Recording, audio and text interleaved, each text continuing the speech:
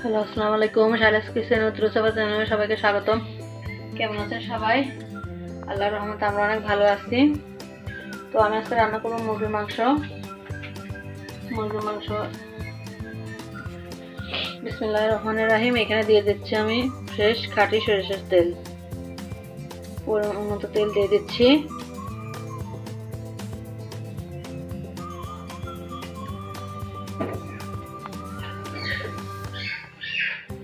দিয়ে দিচ্ছি পেঁয়াজ মরিচটা একটু বাদামি করে ভেজে নেব আগে।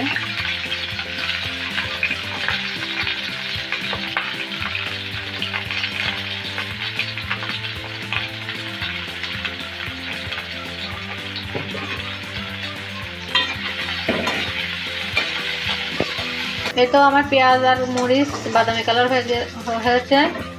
এখন আমি দিয়ে দেবো মশলাগুলো একে একে। দিয়ে দিচ্ছি তেজপাতা, রসুন বাটা,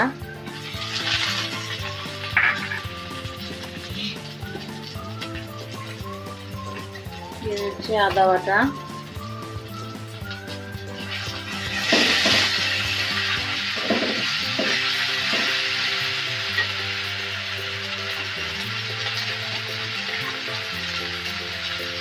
পানি দিয়ে দিচ্ছি।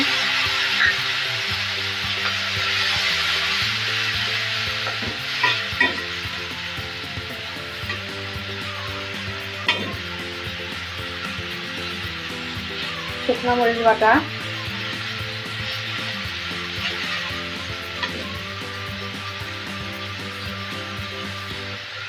হলুদ দিয়ে দিচ্ছি 1 চামচ, ধনিয়ার গুঁড়া 1/2 চামচ,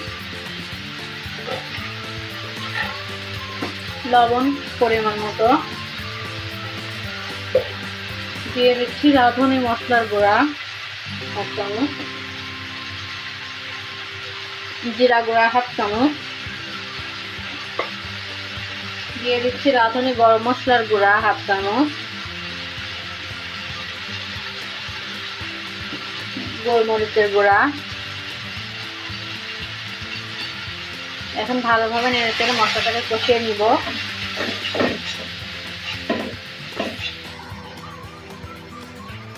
দেখুন আমার মশলাটা কিন্তু সুন্দরভাবে কষিয়ে গিয়েছে। এখন আমি মাংসগুলো দিয়ে দেবো।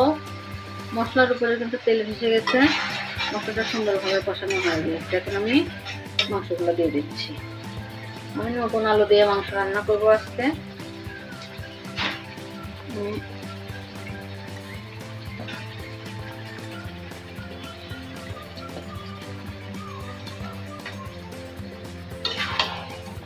এখন ভালোভাবে মাংসটাকে কষিয়ে নেব।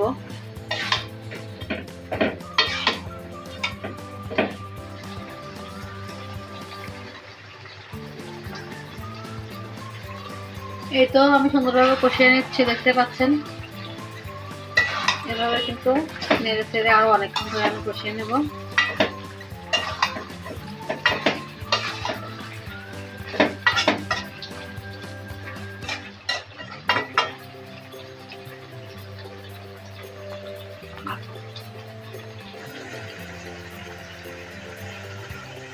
দেখতেই পাচ্ছেন আমার তরকারির উপরে কিন্তু তেল ভেসে গিয়েছে। আমি এখন দিয়ে দিচ্ছি ঝোলের পানি।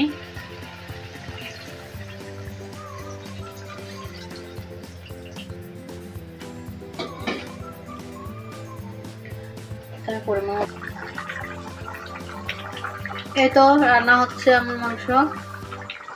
আমি আজকে রুটি দিয়ে পরিবেশন করব, এই কারণেই আমি এখন একটু ঝোল রাখবো। এখন সুন্দর টেস্ট এবং ফ্লেভারের জন্য দিয়ে দিচ্ছি জিরার গুঁড়া। লাস্টে দিলে অনেক টেস্ট হয় এবং সুন্দর একটা ফ্লেভার। আর দিয়ে দিচ্ছি আমি একটু মশলা বাটা। এখন নেড়েচেড়ে আরো কিছুক্ষণ এভাবে রান্না করে নেব।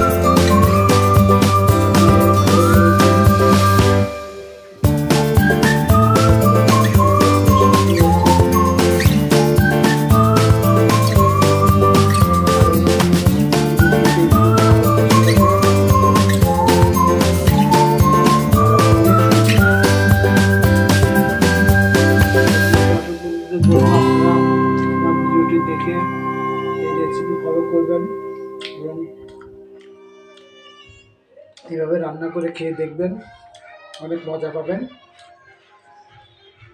আমার রান্নাটি ভালো লাগলে লাইক কমেন্ট শেয়ার দিয়ে থাকবেন এবং প্রতিদিন এরকম যেন ভিডিও আমরা দিতে পারি, আমাদের পাশে থাকবেন।